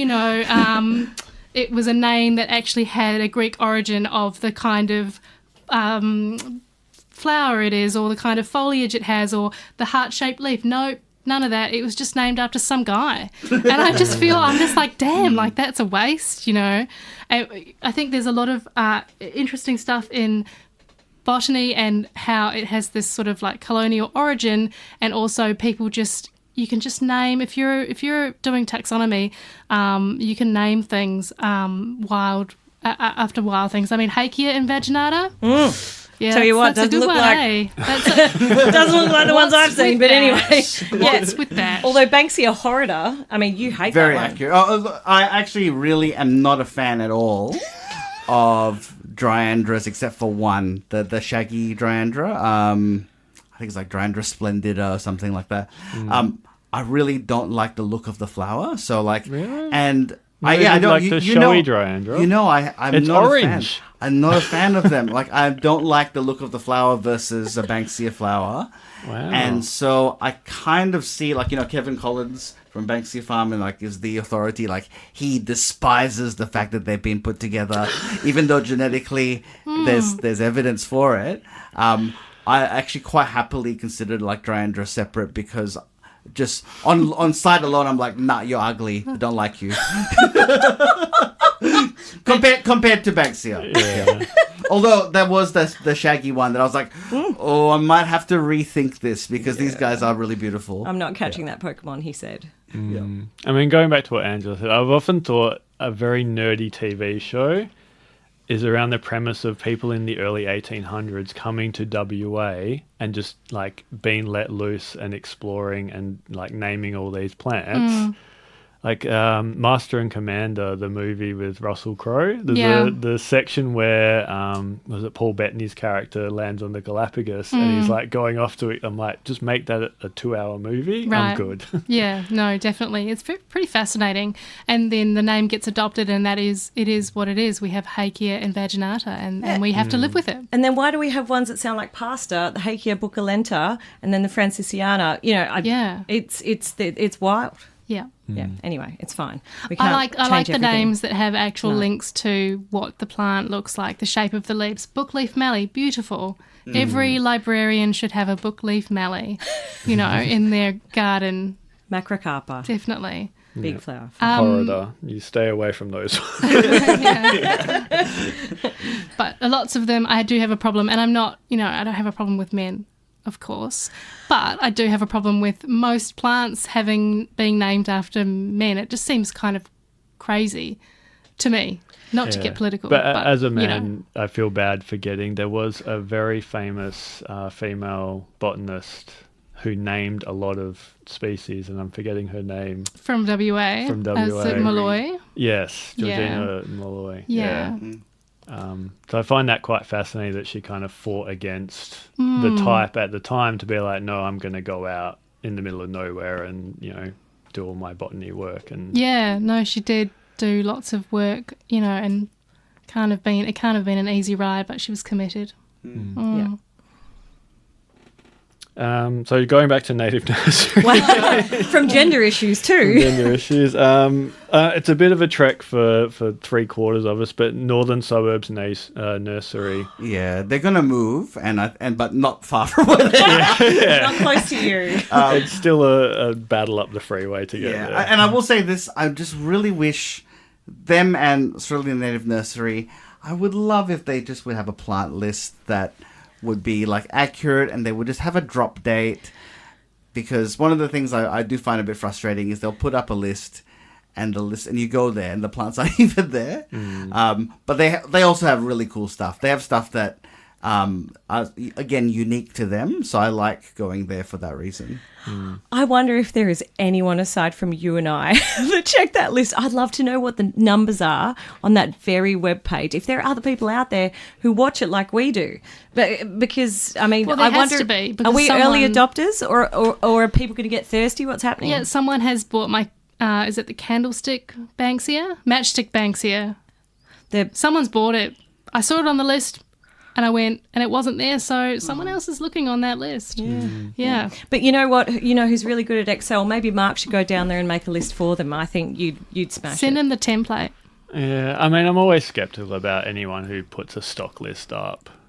Because you get there and there's stuff there that's not on there. Yeah. It would be hard to update with the volume that they get. Because you'd have to have a real-time system that tracks what they sell, and most of the time, I mean, Australian Native Nursery, they just do it multiples of 7. Yeah. They don't track what's been sold. Guys, there's a business opportunity here.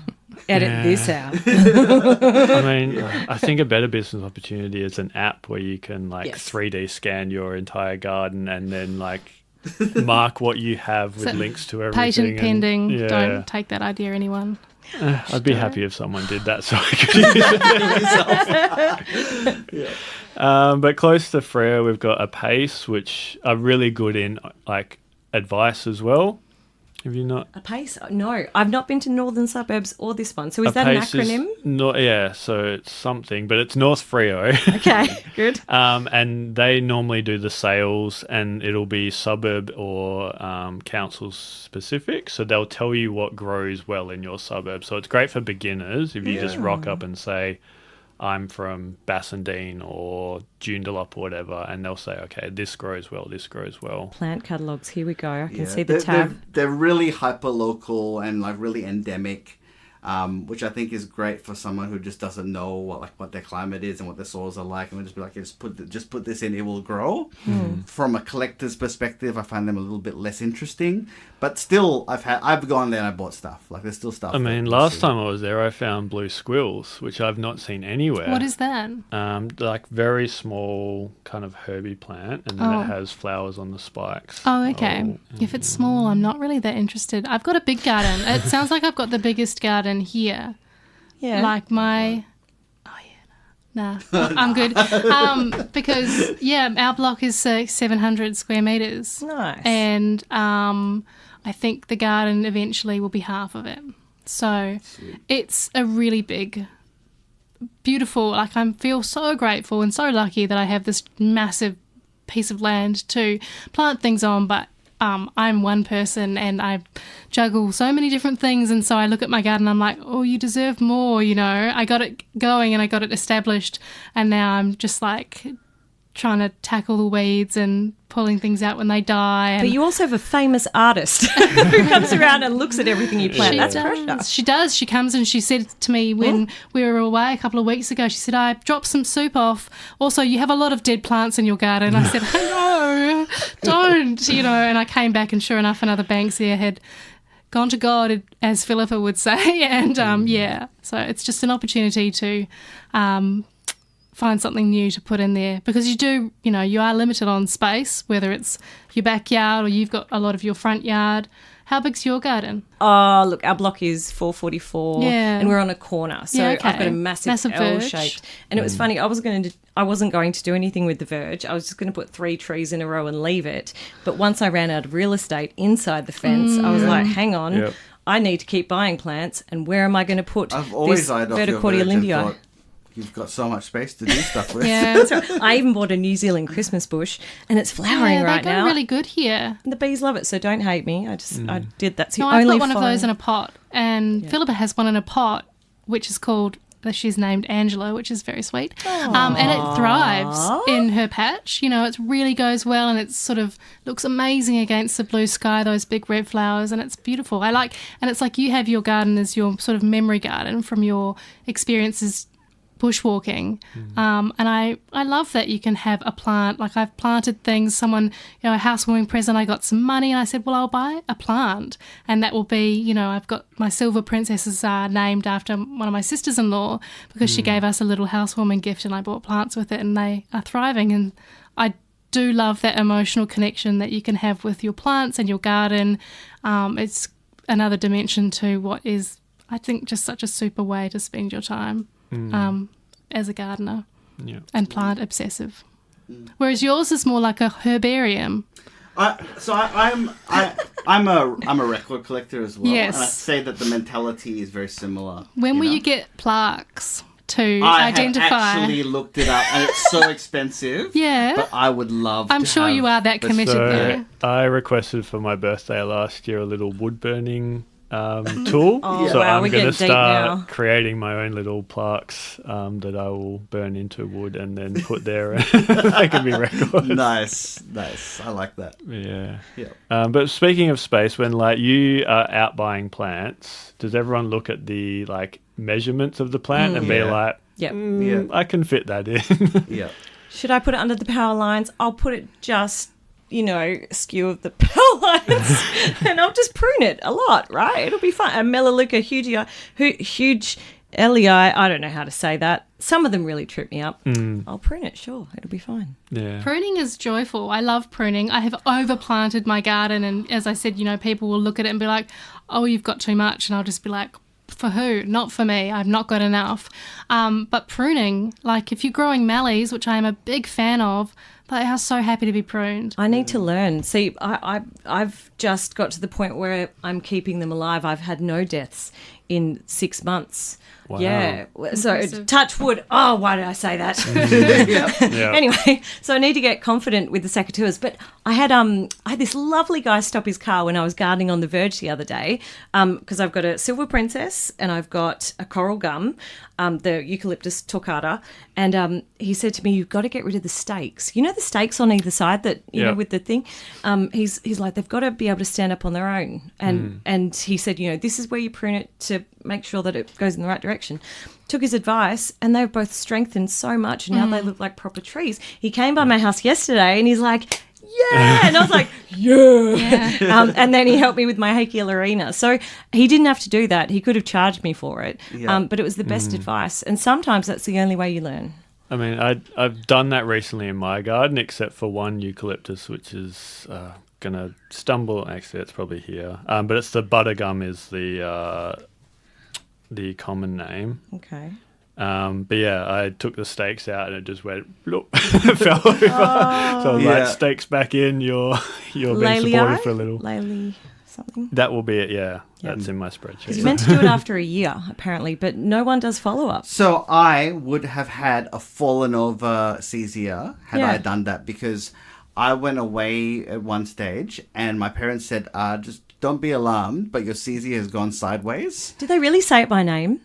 No, they would have said your tree, your gum tree has fallen over. Just checking. And thank goodness it fell on an angle and didn't land on my verticordias. Oh. But it was going to crush my fragrance, So I've always had this worry that it was going to fall. You said it died, but really it threatened your verticordia. This is going to be a serial podcast. Yeah. He actually This is murdered actually it. true crime, isn't it? I knew it. Yeah. Yeah, you don't want to see the tab that's called Plantus Morts in my... The death list is high, but like if you actually tallied up how much you spent on I know, plants, I feel like that would be more That's upsetting. the sad part, yeah. Do you keep the labels? We all keep the labels? Yes. Yeah. Yeah. And do you keep the ones that have died? So I've got alive and dead. Yeah. Oh, No. I don't separate them out. No, I don't separate them out either. That's a rainy day job. Yeah. I don't keep my labels. Get on it. No. What do you need them for? Pokemon cards. No, I don't keep them, but I wish you could return them or you could recycle them. That seems silly, So I always return the pots. Yeah. And every time I go to Australian Native Nursery, I return this massive pile, and I'm like, I'm a good customer. Do I Yeah. deserve a discount this time? But you can take a carcass back to the big green shed. If you're willing to hand over your dignity, they'll give you your money back if something didn't. Don't you didn't hand live. your dignity over when you purchase them Correct. from them in the first place? But they had a beanie for $3 and I got sucked in. Anyway. I did buy my city lights from them. I saw it and I was like, oh, I need you in my garden. We're human. Yeah. I mean, it's just almost the saddest place in the world is Bunnings. And you see people loading up trolleys of just generic natives. Yeah, I'm like, oh. I have a lot of lamandra in my garden as a generic native. I do. I think it provides such an amazing base and moves in To in hurt the wind. yourself with the prickles. Oh, no. And I also have a lot of Westringia because it does a job. So I don't have a herbarium. And I have this big sort of area and I want to have, my Eucalyptus cruciana. It's having its moment to shine, and underneath it I've got lamandra and scavola because they're sort of just going to be cruising along and letting this amazing eucalypt do its thing because it flowers for such a long time. You get 6 months of flower, and when it's not flowering, the foliage is so incredible that I don't want it to compete with anything around it. So I have lamandra, I have basic bitch plants in my garden, and I'm not afraid to admit it. Oh, I know. What Should is I the leave? What is the most basic plant you do have in your It's a garden? Westringia. I love grevilleas. I do. I'm sorry. I like the Outback Sunrise. I do have Callistemon Little John. That is as Callistemons basic are the bitch. worst plants. I have one because I wanted to have a representative of the iconic Australian backyard garden. Red flag. So I wanted just one in there. And you're not shaming anyone who has these. Yeah. Everybody needs to. You start somewhere, right? Yeah, but you know what Westringias are good for? Angela is. They're good for grafting placenta or something. I think that when I look at native gardens, and everyone has different opinions and likes different things, but callistemons, man, they're just. Yeah. I'm a fan of that pink one, that bright pink one. Hot pink. Super cool. Yeah. But generally, I think whenever I see on the groups on Facebook and they're like, oh, I'm going to do a native garden, what do you suggest? And someone's like, get the little John Callistemon. I'm like, get out. Just there are options and that shouldn't be one of them. But, I mean, that's spoken from a person who has the lamandra and the Westringia doing a little job, being the little, the covering of the ground to let the eucalypt work its magic. So that's my strategy. But I think if you've got quite a bit of space, you've kind of got to be... Yeah, you can't just make everything a feature, even though I kind of have done that with my trees. Let's try and get back to what I originally planned as the thing. Just a couple of shout-outs to other nurseries. So Boy and Up Botanicals down south. They're more a wholesaler, but they do occasionally have a few good things. Snippy's Yard is an online nursery, and they're good, but they kind of dabble in more botanical name kind of nursery name stuff. Native Spirit Nursery is a new one that's Indigenous owned, and they're more of a wholesaler, but I think they're going to start turning into a retailer as well. So fingers crossed with that. Have you been to, there is one in Rockingham, like Native Plant Nursery? I'm not sure of the name, but a while back I was chatting to the guy who grows there, and he was looking for seed of Eucalyptus sinandra, and I said, come over and come and get some, because I've got one that has got lots of seed. And yeah, I think that they were doing maybe re-veg, and now they're gearing towards more retail. What's next on your hit list? I would like the octopus mallee. I want Where are you going to get that from? Yeah, that from an octopus Yeah. under the sea. Yeah. It's the Pretty Eucalyptus hard to sinuosa. find. Yeah. One of our wanted friends has one. got one. I don't know if it's still alive. I'll have to ask Mitchell. But one of the Q crew. See if it's got any seed. I'd love to try and grow that. I've got a spot. What's going on with the government and the tree bait? Oh, yes. So it's available for 4 years, up to $150, but you have to have a receipt with the ABN and all these other things. But if you lost a tree to the shithole borer, which is what I call it now, and you have something from the ag department, then you can get an additional rebate. So you can get $300 worth of trees. I only know this because I went to L&B Farm this morning. There was no one else there because it was 8 degrees. And I spoke to James, one of the guys who worked there, and ordered myself a Banksia integrifolia. But I have to tell you, there wasn't a lot there.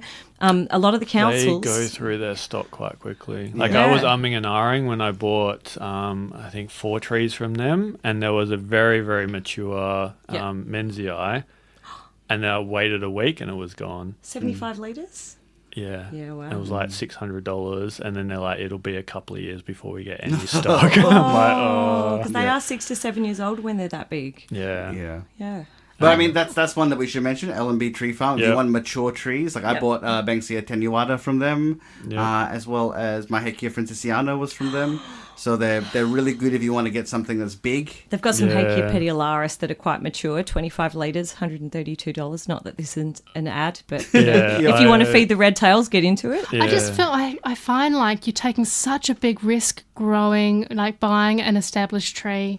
You're really taking it the best, because tube stock can... The best plants you can buy for your garden are tube stock. Because they... I agree with Get that, used to but the also soil. I got my Ficafolia from them, and to grow that to the size it is now would be like 8 years worth They're of not work. hugely slow growing, but if you want a My big one tree... is. Oh, really? Maybe it's just not a very good one, I mean, the shade. it's probably not the best where I put it, but it's starting to grow now, but it's not going to See, the problem's not with the plant. Yeah. It's with the planter. But I mean, the Marri that I got at the same time, that's went from like 1.5 meters to now it's well over 4 meters in 18 months. So that's grown quite well. I just fear that people are going to go out and buy a tree worth $150, and they're going to get it in there, and it's not going to be cared for appropriately, and it's going to die, and it's just going to be basically, I'm not begrudging revenue for native plant growers, but if it's actually trying to increase tree canopy and replace trees lost from the South Perth foreshore, or shithole borer or whatever. Hey, but they put a revocation notice in their council. Oh yeah, things are happening. Yeah. So they're going to overturn it after all the erosion along the Swan River and the fact that everybody said, what trees would help that? What helps with coastal erosion? I can't remember. They copped it. They copped it on social media. It was great. And damn right they should. Yeah. That's so much is wrong with the society that allows trees to be the problem. So we're 2 hours into the podcast. Should we stay here overnight? Honestly, we could do a spin-off. This is fun. I just want to do 2 shout-outs to small growers that are really good. Mahogany Creek, who I got the Hakea lemaniana from, and Etheliana wildflowers as well. Both of them are at Kalamunda Garden Festival. They're small growers, but they grow interesting stuff. Yeah. So, Here. Yeah. I mean, we've kind of already talked about it, but garden inspirations, where do you guys find your inspo? botanical gardens, like I've done 7 this year, different ones. I'm at Kings Park like at least once a month, if not twice a month, if not 3 times a month. So that's a big influence. I think, I do aspire to kind of like a landscapey kind of architecture look, but I don't, they grow everything in drifts of like they'll have like repeats of the same plant. And I saw a collector on YouTube refer to it as I have drifts, but I have drifts of one. And I love that because that's my attitude. And I think that the other collectors as well on YouTube and around Australia. So I think I'm the opposite because and I've got the space to do it, which is great. But I've got drifts because I want it to be like I'm walking through a landscape like you would if you were going through the bush. And like it's, you're walking on a trail or wherever and you will see a cluster of a particular species of plant and it will move with you. And I kind of want my garden to do that. I want you to be able to move through it and there to be sort of like this graduated change in the landscape. So I will have my swathes of something and then a feature. I've got more feature trees than perhaps you would if you actually properly designed a garden, but it's what appeals to me. So I kind of do have those drifts because, I really want to walk through the garden and be in a landscape, like immersed in it, just like I sort of experience when I'm lucky enough to be out bushwalking. So we're not talking about like skids and bog laps and stuff when you say drift. I don't know what that means. Oh, it's like when you have like mass planting, isn't it? Yeah. So if you have like if you went and walked the Cape to Cape south of Moses Rock, there's a section there where it looks very much like a manicured garden. Yeah. Lots of Pimelia, Ferruginea, lots of Conostylus, and it sort of has this look because you see the same plants repeated. Yeah. And that's something that a lot of landscape architects try to go for. Yep. But if you're a collector, that means that you're going to have to take up a lot of space with the same species. So if you Right. have lots of land, you can do it. I think it's definitely you've got a really compact space and you want to maximize and you want to get the most out of it with all of your interesting different things. So you'll have 1, maybe 2 of something and that's it, because otherwise it's going to take up real estate for something else that's really special. Whereas I think if you've got a bit more room, then you've kind of got that ability, and it also provides cohesion. I think when you're walking through a garden and you've kind of got that, that's a swathe of that particular plant which moves onto that. Like I'm a big fan of the cousinette, I have to say, and I do have. I wasn't going to Next is going to be the acacia limelight. I wasn't going to bring it up, but I do have that because I've got the cousinettes in one patch. I use them sparingly, and above it I have. Eucalyptus Sinandra, and that is elegant and amazing and kind of scraggly and beautiful. And if you put anything else below it, I have tried, it kind of distracts, and you need that space. You need something really low, and you need that space so that you can actually give something like a Sinandra room to hang and look odd and strange. And so, yes, I think I'm doing those things very much intentionally, not because I'm like a lazy gardener, which is nothing wrong with that, or not because, you get more if you buy in bulk from Banara. Like, no, not at all, but just because it does do a job to offset, what's going on above. And, why would you want to distract from a Sinandra? Because they are so weird and fun. So I've got patches, and then that's kind of repeated throughout the garden. And they kind of provide, I really love that they provide space between the ground level and whatever's happening, and you can look through a garden. It's not obscured by a shrub. You've got a green layer, and it's kind of like a lawn, but not, of course. And then you've kind of got, it sets off these other amazing things happening in the garden. And I think if you really, for me, I want so much in my garden, you have to have pockets of calm, because everything else is sort of like off the wall crazy, and you've got things coming out here, and there's a grey thing, and you have to have some areas where it's like, things are chilling here so that things can be super outrageous kind of everywhere else. That's the thought behind it. I did my grevilleas in rainbow order. Nice. That's cool. I mean, on that, I kind of have prejudice against some plants. Like a lot of the Aromaphilias, I'm like, You're a bit How too... dare you? Okay, you're not even saying it right. Eremophila. Aeromophila. Gonna You're a school bit you. too Sabrina greedy with width and not height. Like you grow 3 meters wide. I'm like, that's too much space. Prune Hey, it. but Prune they it. give, Mark, they the though? long flowering Do they? periods. and Pink so- Panther is going to put out. I mean, I have a few, but they're not my favorite, and they're very compact ones. Yep. Yeah. Same with grevilleas. I'm like, do you need to be 1.5 meters tall by 3 meters? Can't you be the other way I around? do actually think. I agree with that. I don't know why they sell these gigantic grevilleas when people have such small gardens now. Why aren't we getting the sort of like 0.5 meter by 2 meter, like 1 meter wide? They should be dwarf, yeah. They should be making more of those available, and there's heaps of those in Western Australia. I wonder why that not. are available. There must be a reason as to why, because you can get the dwarf Banksia tenuata, but you can't get like a dwarf grevillea. I put a honey gem underneath my eucalyptus macandra, and there's also like a bird bath there. I'm an idiot because they're just gonna. They're all so big. But Yeah. snip it. Just cut. Just honestly, don't be afraid to turn trim your garden, because you can. I think that's a whole nother kind of like occupation. You know, you've got weeding, you've got choosing plants, you've got buying plants, you've got planting plants, you've got maintaining plants, and so chopping and making them go in different directions and shaping them. It's kind of like addictive in the sense that buying new plants and bringing them into your garden is, because you're actually changing the form and what's going on in there. Try it out. Call me. I will. The Hakea Hawk gonna dial you. Yeah, love it. Yep. I guess we should probably wrap it up. We've talked about a lot of what 2 I've days done. later. Dealing with plant deaths. How do we all do that? The trauma. Are we gonna we're gonna really bond now, aren't we? No, but I mean, I think we've talked about it earlier. You know, like it's an opening up for more plants, unless that plant is a Banksia coccinea. That hurt. Too you know? soon. That hurt. Too soon.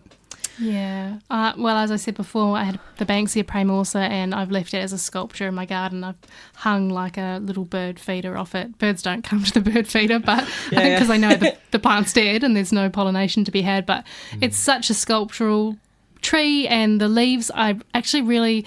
You guys have talked a lot about how much you love the flowers, but for me, so much of the foliage of our plants is insane, and especially when things take quite some time to flower, you kind of got to get the joy out of the foliage. Otherwise, it's just like, you know. So Banksia praemorsa has exquisite foliage, and I love it. So I've kept that in my garden. And then there's other things that have recently died, and I'm just, every time I look at them, you know, I've got a full plate with what I'm doing in the day, and I'm like, when am I going to find time to get that disgrace out of my garden? Because everyone driving past is surely going, oh, another Banksia's died at that lady's garden. Well, you leave them there as a sculpture, man. What do you want? Like the sculpture was a special case, you know. It's like your Scarlet Banksia for me. My praemorsa was like my pride and joy, my third child, and then it died. Just not reflect really well on me as a parent. But I've got 2 Banksias that recently died, and I went to dig one out today, and I'm like, oh, it's too big to dig. I have to chop. Oh. So and then you know, because I have ADHD, I'm like, where did I leave my secateurs? And then I'm like, oh, it's time to go and get the kids from school. So I was like, all right, that's going to be tomorrow's job. It probably won't get done for a month. But, yeah, the deaths, it's heartbreaking. And then I put a post on Instagram, oh, I lost another Banksia. And people are like, do you have any left? I'm like, oh, so many. You know, it's okay. I've got insurance. There's lots of them in the waiting. I feel so bad throwing plants out, though. If they're alive, it feels like I'm throwing a baby into the bin. I got some tube stock from a friend who lives in the hills. I brought it back to Bayswater, and they had the woolly bear caterpillars on them. So it was like a regalia. Oh, there were all these things I'd not seen, like a Jacksonia something. I can't remember the exact names. And there was some grassy thing. And the caterpillars were having such a good time. I checked whether they were endangered, and they weren't. And then I took out the plants and I put them in the bin, and it really hurt, and I made sure no one saw me. And then I kept the tray, because at the Kings Park native plant sale I can use it for the small forestry tubes. Yeah. I don't know about throwing away plants that I'm still processing that. You threw away plants. Oh, it took me a week, and it was only because Ian was like, can we access the bin again? I can't get into the recycling. Get rid of those things. And why are half of them eaten? A lot of them were dead. That's why my partner just goes, I pulled out that dead plant. I didn't like it. She puts it in the bin. I'm like, okay. I have actually pulled out a perfectly fine plant to put a better plant in. Yeah, you have. Yeah, I have. Yeah. I gave a Grevillea Dorothy Gordon root rot, which is not hard, can I just say. I'm up to my third one, and I'm ready to give up. She was going to take your garden over anyway. Was She's outrageous. She grows so big, Dorothy. In the eastern states, I've not seen a good one here. But yeah, I mean, I've seen got one them. and it's floppy in my garden. Anyway, but yeah, I had to get Ian to put it in the Dorothy's bin. more trouble than she's worth, in my opinion, in a small garden. Go with Robin. No, see, I'm not a fan of Robin at all. Sandra? No, Sandra? Superb's are way better. Like the exact same combination, and the Superb is way better than Robin Gordon. Really? Oh, I don't like Robin Gordon. Robin Don't get me Gordon's a wrong. lot I'd go of- with Sandra. Okay, but have you got a Grevillea areostaca? That's a pretty It's glorious and yellowy Orange, orange. yeah. Arid plant, one of those climate change plants. It's got peaches and cream. They're like on long stalks and beautiful It's orange one of those toothbrushes. Kind of Yeah. like that pink thing that you see on Thomas Road, but it's different. You know, it has that same way it grows out on stalks. Grevillea excelsior? No, No, very Different? similar looking, but Okay. not the same. different. Okay, sorry. Excelsior is Yeah. a tree. I'll keep looking. Yeah. As you were. Yeah.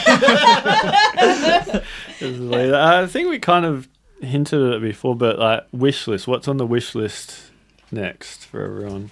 Yeah, mine's the octopus mallee. Yeah. Don? I wrote down 5, so I'll say it really quickly. Eremophila malariana, a dark purple beauty. Eremophila punicea, another spectacular, wonderful plant that Mark should also have in his garden. Verticordia oculata, referred to as the princess of Australian flora. Beautiful, gigantic flowers. Grevillea caliantha, that's my white whale. And the other one that I keep getting taunted about all the time on social media and even on the last episode of Gardening Australia, Grevillea brunweniae. From the area near like Nannup, Bunbury, all of that area. Impossible to find in cultivation in Western Australia, or difficult to find, but quite common to find over east, which just annoys the shit out of me. Yeah, I bet. Yep. Sorry. I want the blue hagia. Yeah, definitely. And I also want the octopus. I did make inquiries, but so far have come up short. And that's pretty much it. I don't know, like kind of like you, when I go into a garden shop, I'm like, there is nothing really that I want, because I'm searching for. It's so snobby. It's so funny to hear myself say it, but I'm searching for that something a bit different, something strange. Maybe something that Philippa's painted, that she's seen out in a desert, and you can never see, or you might see it at Kings Park. There is a great hagia that's just so probably not appealing for gardens because it's such a tangle and it's such a mess, but it has sort of bright fuchsia, weird flowers that sort of grow like fingertips. Lisa Carper? Hagia, Which one is I can't even remember now. Okay. Hagia are amazing. So yeah, and so things I'm really, really motivated and kind of influenced by the paintings that I've seen Philippa, her passion and her motivation finding these plants, and because we're actually working on a new book together, quiet plug, but I get to sort of find out more about how she's worked and what she's sort of come across in the bush, and it's just super inspiring and interesting, and recreating little bits of that, the same kind of ethos and the same vibe in my garden is kind of like one of my motivations. That probably is very unique approach, but that's where I'm at with my What's going garden. to get you up at 4 a.m, Mark? I'm not sure it'll happen for a while, but the snotty gobble. Oh, really? So I was researching. I'm like, why can you not just buy these in nurseries? They've only just found out how they germinate, and it's a very specific set of circumstances. Which is why when like Alcoa say, look at our great regen, if there's a snotty gobble in there, you're like, that's not the age that you say it is, because it hasn't been planted. But yeah, one of those would be fantastic.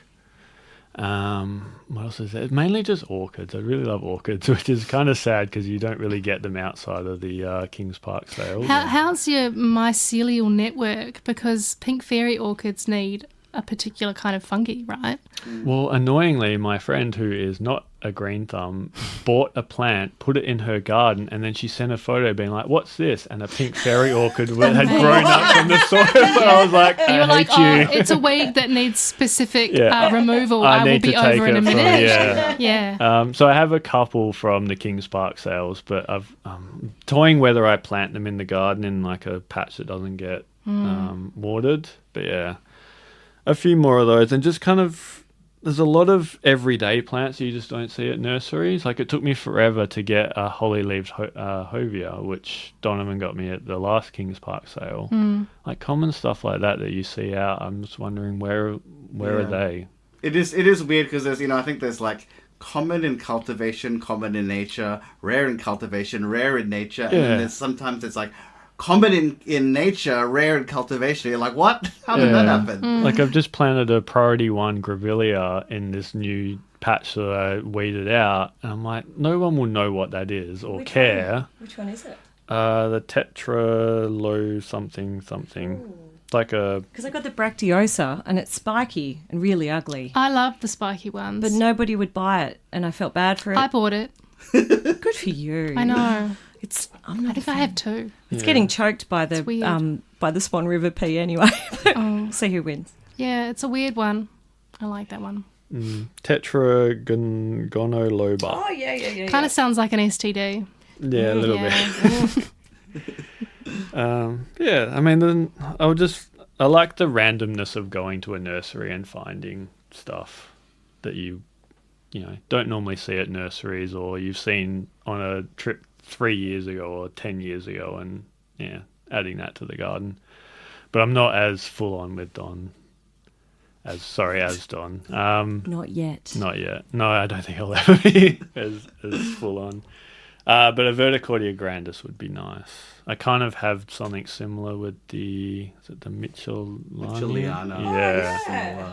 That's sort of you similar. You can get those easily. It's not as And red, I have one. right? Yeah. Oh, you do? Yeah. Not as grand. They're not like big. Yeah. They're more sort of a lower growing. Don't you think sometimes the best plants are the ones you see growing like out the side of the road, where you've the grade that the machinery's just come through and pushed all the dirt up there? And I found this amazing Legionaltia when I was in Jurien Bay last September, and I was taking the kids to Jurien for an ice cream from where we were staying, and I was like, hang on a minute, stopped the car, did a kind of U-turn when it was safe to do so, came back, and I was like, wow. And it's just, the road's there, and about a metre off the road there's whatever, and it's just growing out of the dirt, and it was this most spectacular, nearly a metre wide Legionaltia, and you're like,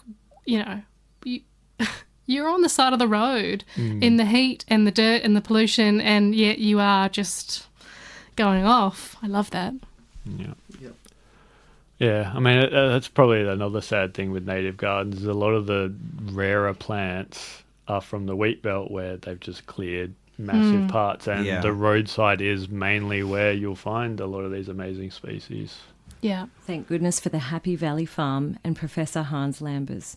Honestly, have you been up there? No, not yet, but we got to interview him on the ABC, and I got a selfie like he was Taylor Swift. Yeah, because he kind of is like the Taylor Swift of... I think he's done a lot of stuff on the Swan Coastal Plain as well. One of his books has one of Philippa's paintings on it. Yep. I first met Hans at lunch or dinner or something many years ago, before I really knew what a Banksia was. And subsequent to that, been up to Happy Valley Farm when they took it over, and went for a little bushwalk, and it's just the most amazing place. Well, High Valley, I should say. High Did Valley. I say Happy Valley? Sorry. Happy works too. They should rename it. Because he's Dutch, I just assumed it's Happy. But Yeah. That's a great place. Yeah. All right, I think we should probably wrap it up, because that's going to be This is going to be a nightmare to edit. long episode for Donovan to edit. So not But sorry. one he's been looking forward to for ages. Yeah, for sure. Yeah. So thank you all for coming in. Yeah. Thank you for having us. Thanks for indulging me. Yes. I think this is just an indulgent episode. I think many people are listening by now. I think there's a spin-off in this. Yeah. Just play at the next Kings Park sale. Just play it on loop for the 4 or 5 hours that you're waiting, and you'll have a captive audience. Yeah, like I think just our friends, and that's it, is going to listen to this one. But yeah, Maybe 10 years from now when people realise that, Heikis are bloody awesome. yeah. Call the Heike a whore. Yeah. Yeah. That's my name. Well, I'll be like a Malaluka mistress or something. Yeah, you are. So what are you then? Hang on. What's An your... Eremophila something Or are you other? Or a Leschenoltia? I don't know. Verticordia vixen. yeah. Yeah. All right, Angela, what are you then? I'll go Eucalyptus? Banksia, bitch. Banksia bitch. Yeah. Yeah, nice. Signing off. Okay, thanks everyone.